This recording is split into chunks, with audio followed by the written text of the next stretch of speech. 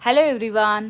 आज आम्ही चाललो आहे गोव्यासाठी. तर काल आम्ही कोल्हापूरला थांबलो होतो आणि दर्शन मंदिरामध्ये जाऊन दर्शन वगैरे घेतलं. कोल्हापूरला हजबंडच्या फ्रेंडच्या घरी थांबलो होतो आणि त्यांच्या घरीच जेवण वगैरे केलं आणि रात्रभर तिथेच थांबलो आणि आराम केला.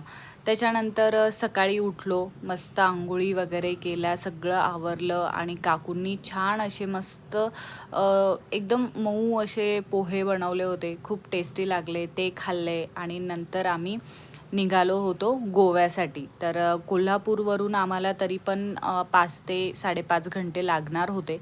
तर कारण की खूप असे घाट वगैरे लागले आम्हाला रस्त्यामध्ये. तर बघू शकता मी मस्त असे छोटे छोटे व्हिडिओ काढलेत आणि मस्त एडिट करून तुमच्यासोबत शेअर केलेत. तर व्हिडिओ कसा वाटला मला नक्की कमेंटमध्ये सांगा आणि पूर्ण व्हिडिओ तुम्हाला बघायचा असेल तर यूट्यूब चॅनलला नक्की आहे, तो नक्की बघा तुम्ही. तर इथे पहिला पार्ट दाखवला आहे मी आज, तर दुसरा व्हिडिओ मी लगेच टाकते आहे, तर तो पण तुम्ही नक्की बघा.